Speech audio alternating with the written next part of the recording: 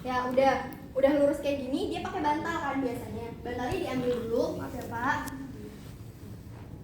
Nah, pemeriksaan yang pertama kaku Kuduk. dianalisis dulu ya pasiennya. Boleh tadi. Sebenarnya kalau pasiennya datang rawat jalan, nggak mungkin pasien tuh punya cedera servikal gitu kan.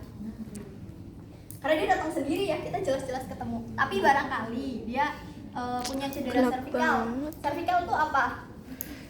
Leher sampai sepanjang tulang punggung. Tanda-tandanya apa cedera servikal? Bisa cedera servikal tuh banyak ya, bisa memar, fraktur, biasanya fraktur, mengarah ke fraktur. Kalau fraktur jelas nyeri hebat. Nyerinya tuh sampai nggak ketahan gitu, sakit banget. Oke, cepetan? Ya, kita nyala aja. Terus habis itu nyerinya menjalar dari misal area lehernya sampai ke pundak, sampai lengan, bisa juga sampai tungkai kaki. Karena memang yang mempersaratinya itu ada di tulang belakang. Terus habis nyeri tak tertahankan, ada kaku juga, ada kaku, ada memar. Kelihatan tuh ada jejasnya, entah itu memar yang kebiruan, entah itu kehitaman gitu. Dan biasanya kalau dipegang tuh lembut, karena kan tulangnya patah ya. Ya seperti itu. Keri. Ya. Beberapa tanda-tanda fraktur servikal. Mungkin masih ada lagi, tapi yang paling umum adalah itu. Jadi nanti kalian bisa kaji dulu gitu kan, atau kalian bisa cek dulu kondisi pasiennya, dia mengalami fraktur servikal atau tidak. Karena tadi udah tahu ya nih pasien kaku dan nyeri nih. Bapak nyerinya menjalar sampai pundak dan tangan atau tidak ya Pak? Tidak ya Pak, jadi hanya di bagian lehernya saja. Oke, terus dilihat. Mohon maaf ya Pak, saya cek dulu. Bisa dibantu dimiringkan pasiennya gitu.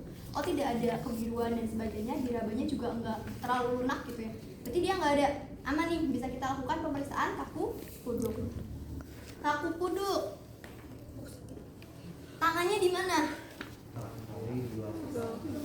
Tangan kiri di bawah kepala. Maaf ya. Tangan kanan ditaruh di atas dada. Di atas dada pasien, bisa sejajar di sternumnya ya. Nah, terus apa yang dilakuin? Fleksi. Fleksi itu apa? Tekuk. Ditekukin ke dada sampai dia menyentuh dagu atau sampai dagunya menyentuh dada atau hampir menyentuh dada. Kalau misalkan kok aku banyak yang nggak nyentuh ya, iya emang banyak. Teman-temanku pun diginiin pada gini ya. Memang kadang karena kurang relaksasi, ototnya tegang gitu. Dan sambil dia diginiin, ya turun dulu, apa-apa. Ada yang kelewat. Bisa dibilang ke pasiennya, turun aja. Bisa dibilang ke pasiennya, Pak nanti kalau saat saya atau saat saya angkat terasa nyeri, Bapak boleh katakan nyeri gitu. Tapi kalau misalkan enggak pun bisa sambil kita tanya ya, nyeri Pak? Nyeri? Sedikit, oke.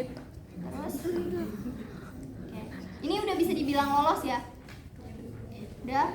Nah, di buku itu ada tambahan buat tengok ke kanan dan kiri atau dimiringkan ke kanan dan kiri. Bisa, nggak kaku? Bisa, nggak kaku. Turun. Berarti hasilnya apa? Negatif. Parah banget. Nah, ini kalau misalkan dia apa ya namanya? Kalau misalkan di video Bu Desi itu nggak ada dimiringkan ke kanan dan kiri. Tapi kalau nggak ada itu jadinya sama persis kayak yang Brodinski neck sign. Terus udah jadinya aku tambahin karena hasilnya di checklist buku panduan asli itu ada. Nah, terus tadi udah dipinkan kanan dan kiri dia nggak kaku gitu. Berarti dia hasilnya negatif. Positif berarti kalau kaku dan sakit. ada tahanan, nggak bisa. Gitu kayak aduh berat banget ini gitu kan. Dia bener-bener nggak bisa dipakai nekuk gitu. Kalau ini kan bisa, cuma ya kurang lentur aja dia gitu. Nah terus pasien mengeluh nyeri bahkan sebelum kayak kamu nyeri nggak? Coba nih baru segini udah aduh mbak udah nggak kuat sakit gitu. Nah, ini positif. Kalau dimiringin aduh nggak bisa gitu kan, sakit mbak sakit udah gitu turunin. Kalau pasien udah bilang kayak gitu udah ya nggak usah dipaksa. Memang nggak bisa, emang sakit. Oke, kaku kuduk clear. Clear. Kaku kuduk termasuk tanyanya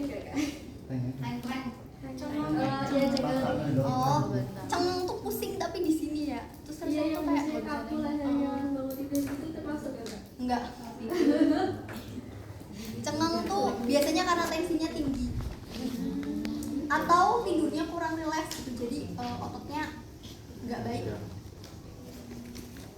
Nah kalau tensi tinggi itu kan tekanan darahnya, pompanya ke otak tinggi ya. Itulah kenapa pembuluh darah yang di sininya tuh kayak gimana sih kalian kalau selang dipaksa kayak keras terus gitu kan. Nah, akhirnya rasanya kayak gitu. Oke, terus tadi udah ya kaku kuduk. Habis itu yang kedua ada lasik. Gimana lasik? Tungkai pasien dalam keadaan lurus. Tungkai mana tungkai? Ya. Ya, ini ya. Nah, buat buat lasik ini yang pertama tangan kanannya di bawah betis. Tangan kirinya di pangkal paha gitu ya. Apa ya namanya? Aku lupa. Inguinal.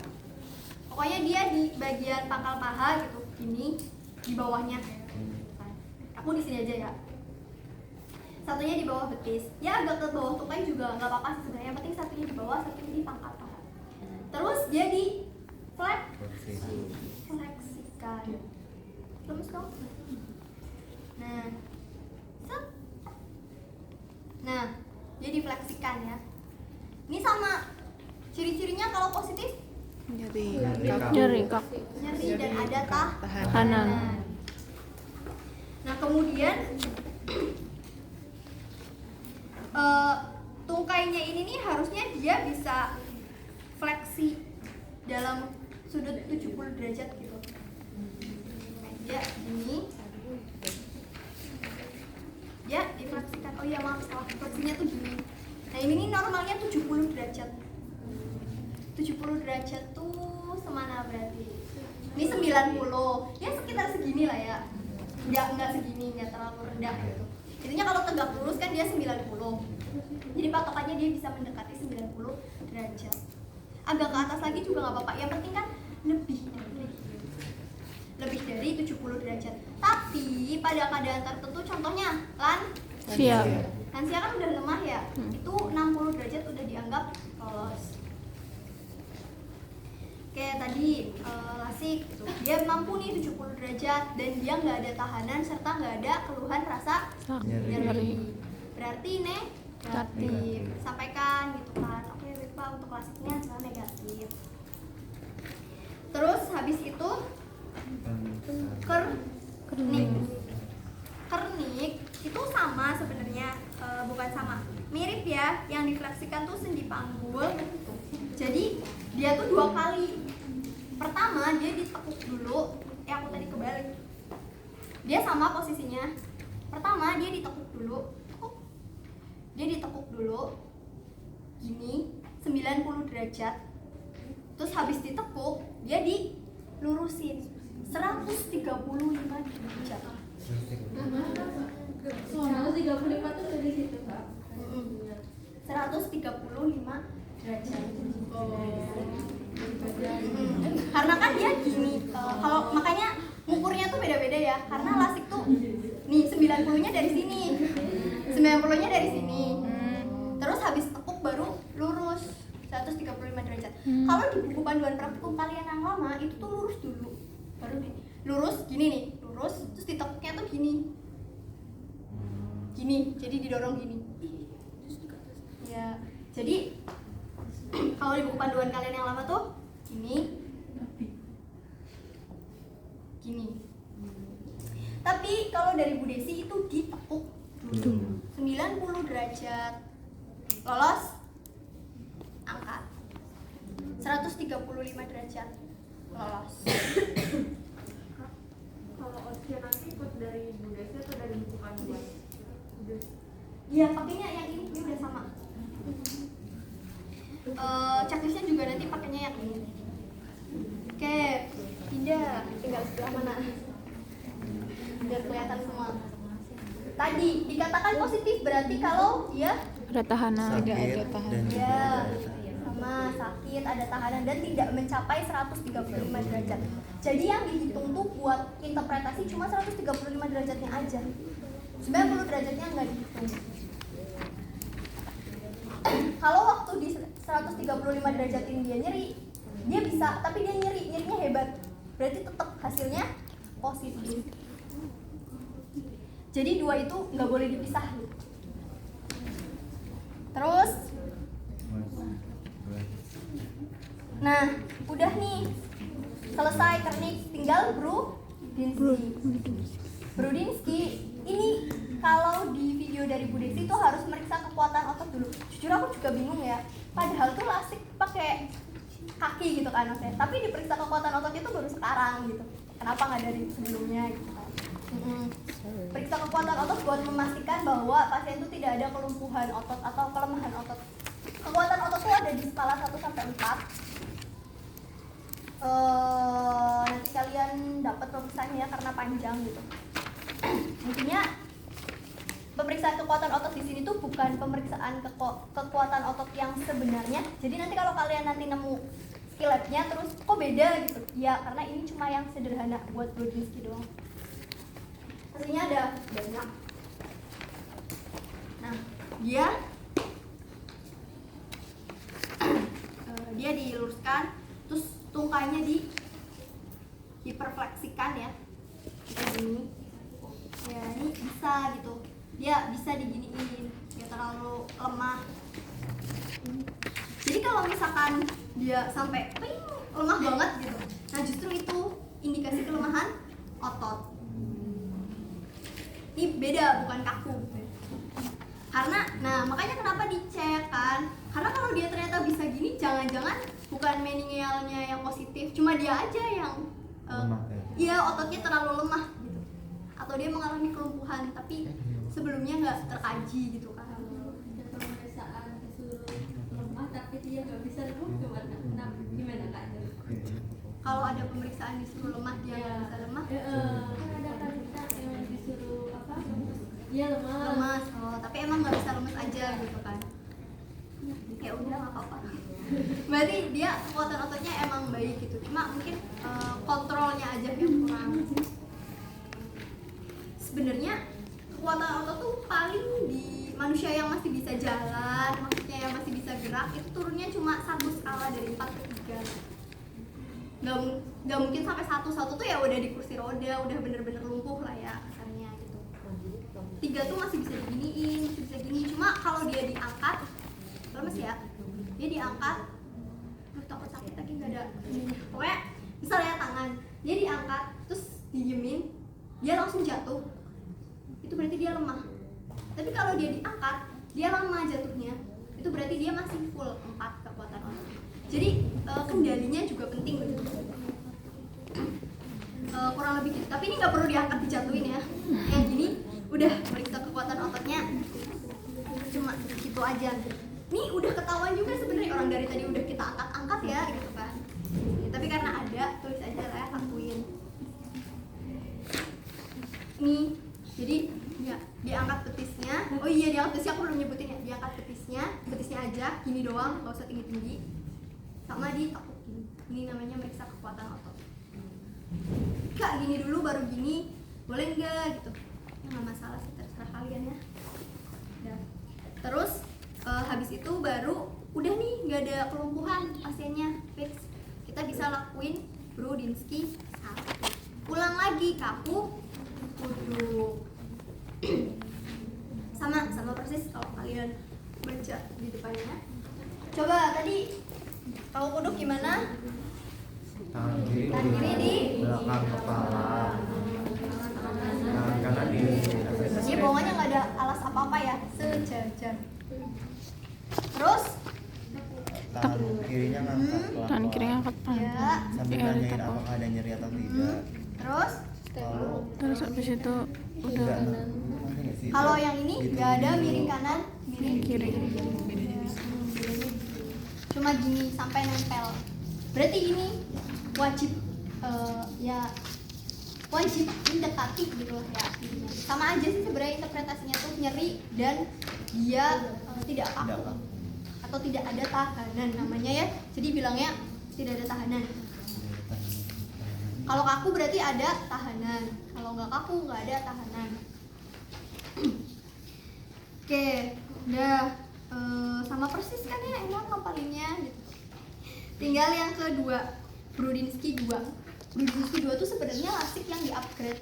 Jadi di lapangan ya, ini kalau kalian periksanya sekalian tuh udah cuma 3 tahap aja, udah selesai gitu.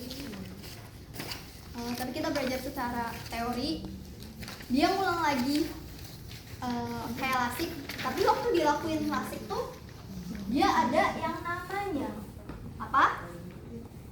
Fleksi reflektoris kontralateral. Reflektoris apa berarti? Refleksi ya, ikutan gitu, sama. Kontralateral. Kontralateral tuh di sisi yang berbeda. Jadi misal aku nekuk ini, sebelah sini ikutan. Nah, ini yang dinamakan fleksi reflektoris kontralateral. Boleh. Harusnya kalau aku nekuk ini ya udah dia aja gitu kan yang nekuk. Yang sisi satunya nggak usah ikut. Misal aku nekuk kaki kiri, ya kaki kanannya diem. Tuh. Normalnya seperti itu. Kalian juga gitu kan ya? Tuh. Jadi sama kayak lasik, kita tekuk dulu. Tapi ini nggak ada sudut-sudutan ya. Yang sudutnya ngikutin lasik, cuma interpretasinya bukan sudut. Tapi apakah dia ada fleksi reflektoris kontralateral atau enggak? Tangannya di sini, di bawah. Terus kita fleksikan. Dia fleksi enggak? Tidak. Berarti ini normal. negatif ya. Negatif. Terus ke atas. Dia ikut fleksinya ya nggak mungkin sampai setinggi itu ya, tapi intinya dia ada gerakan. Dia nggak mau diem aja. Coba kamu angkat ya nanti, nggak usah tinggi-tinggi. Nih, ya bisa waktu aku angkat ini dia ikutan ngangkat gitu, segini lah. Atau cepet biasanya, cuma set gitu doang. Jadi matanya bener-bener harus jeli ngeliatin gitu ya. Nah kalau dia ikut ngangkat berarti ini positif. Kalau dia nggak ikut ngangkat, negatif. Interpretasinya cuma dari itu, tapi karena biasanya meriksanya bareng lasik, ya nyeri dan sudutnya pun diperhatikan. Udah itu sedikit ya. Dan alhamdulillah kali ini lumayan sedikit. Lanjut ke terminasi. Terminasi isinya ngapain aja? Kalian udah belajar ini belum sih? Kayak urutan. Udah. Terminasi isinya apa? Cuci tangan, melaporkan hasil. Kalau yang pakai alat ya dirapin alatnya. Ini pasien misal tadi dilepas kakinya atau tadi nggak dikasih bantal ya dikasih bantal lagi gitu. Diselimutin lagi. Udah terus habis itu cuci tangan dulu. Karena